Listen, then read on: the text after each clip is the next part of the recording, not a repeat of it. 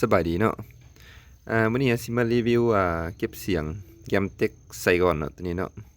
เป็นเก็บเสียงตัวนี้เป็นตัวราคาถูกแต่ว่า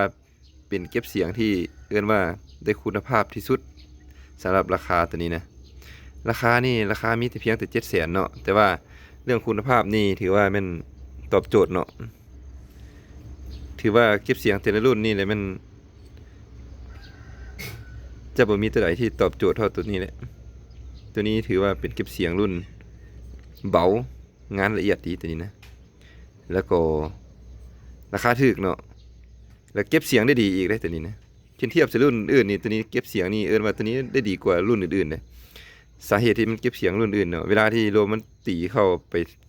ถึกจ่วยข้างในเนาะแล้วมันจะกลับคืนมาหาครอบลำมันจะกลับคืนหกหูนี่เนาะมันจะกลับคืนมาหกหูนี่มันจะสะท้อนคืนมาหาครอบลำเนาะเขาจะให้เบิ่งรายละเอียดของงานเก็บเสียงถือว่าเฮ็ดได้ละเอียดดีเด้อ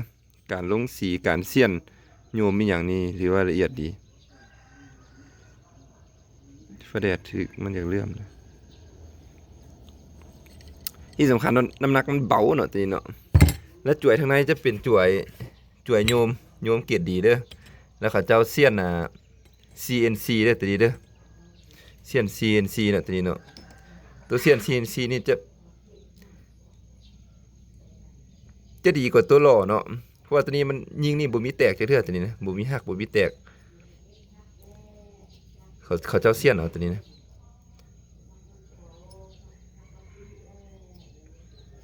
งามละเอียดดีเนาะเขาเสี้ยนนะคิดว่าตัวจ่วยหล่อนะยำเต็กตัวจ่วยหล่อตัวอันของอันฮานอยนะน้ำหนักมันหลายแล้วก็หนาเขาจะเฮ็ดหนาน้ำหนักหลายแล้วตัวนี้นี่มันจะบ่แม่นโยมตัวเขาหล่อจะเขาหยังเอาขางบ่เอาหยังรอเนาะแล้วใส่โดนไปบางตัวแตกเลยแต่ว่าตัวนี้รับประกันบ่มีแตกตัวนี้นะเป็นโยมเสี้ยนเกียรติดีเสี้ยนละเอียดดีตัวนี้งานละเอียดดีตัวนี้เป็นตัวอัดกระโดนครอบลำนี้ครอบลำตัวนี้นะสามารถใส่กับเรายาวได้ประมาณ53-54เซนนี้ใส่ได้สบายเลยตัวนี้เด้อครอบลำนี้ถือว่าเป็นเก็บเสียงที่น้ำหนักเบาแล้วก็เก็บเสียงได้ดีเนาะนี่เนาะแล้วก็ราคาก็ถูกอีกราคาสุดหนึ่งมีแต่700,000ครบสุดตามนี้แหละ700,000ลูกค้าไปใส่เราปืนสั้นยาวแล้วมันเทะแล้วตัดเองเพราะว่าเก็บเสียงนี่ทุกๆตัวคือกันหมดทุกๆรุ่นคือกันหมดได้ตัดเองเทะพอดีแล้วก็ตัดเอง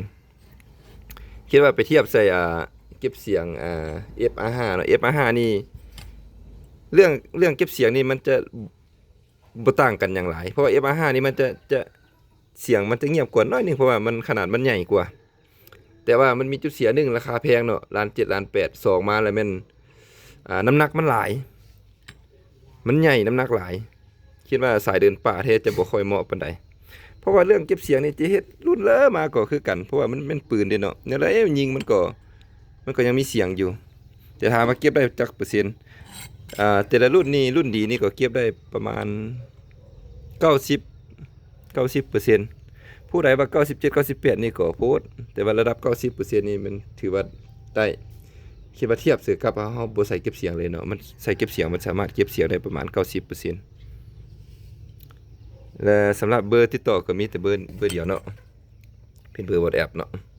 สำหรับลูกค้าเก่าเนี่ยคือลูกค้าที่เคยติดตามมาโดนแล้วก็ที่ว่าเบอร์เก่านี่แหละแต่ว่าคิดว่าลูกค้าใหม่แล้วก็ทักเป็นเบอร์ WhatsApp เด้อโทรสลายนี่จะบ่ทันรับสายเด้อแต่ว่าคิดว่าส่งข้อความมาทาง WhatsApp นี่เนาะส่งป้าไปเนาะทันตัวใดแล้วเขาก็ตอบให้เนาะสำหรับลูกค้าท่านใดที่แบบว่าเป็นลูกค้าใหม่เนาะที่ยังบ่ทันมีความเชื่อใจเนาะคิดว่ากรณีว่าคิดว่าย่านถือตัวถือโกงนะแบบว่าโอนเงินก่อนแล้วบ่ได้เครื่องนะให้โทรเบิ่งหน้าร้านเนาะตัวนี้เพียงแต่เป็นตัวรีวิวเนาะแต่ว่าเฮามีหน้าร้านตัวจริงเนาะเครื่องมีหลายเนาะเป็นเครื่องในสางนี่มีหลายโทรเบิ่งสางเครื่องก็ได้เนาะเครื่องเกี่ยวกับปืนนี่มีหลายเนาะเฮาขายเฉพาะอะไรปืนนี่เฮาขายเฉพาะอะไรแล้วเฮาเป็นคนมักละเอียดเราจะเลือกแต่เครื่องเกียรติดีๆมาขายเนาะราคาค่อนข้างสูงหน่อยนึงแต่ว่าคุณภาพนี้ได้ เขาเลือกแต่เครื่องเกรดดีๆเกรด A เลยมาขายนะ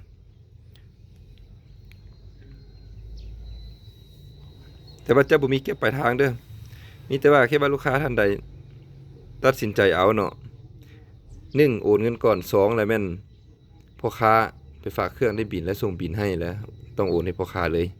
เพราะว่าจะบ่เก็บปลายทางเครื่องประเภทนี้มันเป็นเครื่องที่แบบมันก็บ่แม่นเครื่องถูกกฎหมายเนาะแต่ว่าคิดว่าใส่ราคาเนาะเครื่องน้อยๆแต่ราคาแพงนี่เขาน่าสงสัยเขาแก้เครื่องคิดว่าเป็นเครื่องประเภทนี้แล้วเขาจะบ่ให้ฝากเลยเขาจะตีกลับเลยคือตัวอย่างมีไซบ่หุ้งกับรูดนี่เนาะเขาจะตีกลับเครื่องเขาเขาจะบ่รับเครื่องประเภทนี้แต่ว่าเขียนปิดอนุสิทธิ์นี่เขาจะยึดเครื่องไว้เลยมีแต่เฮาไปประสานเอาเองเขายึดอยู่สาขาใดนะอนุสิทธิ์นี่เขาจะบ่ตีกลับเครื่องให้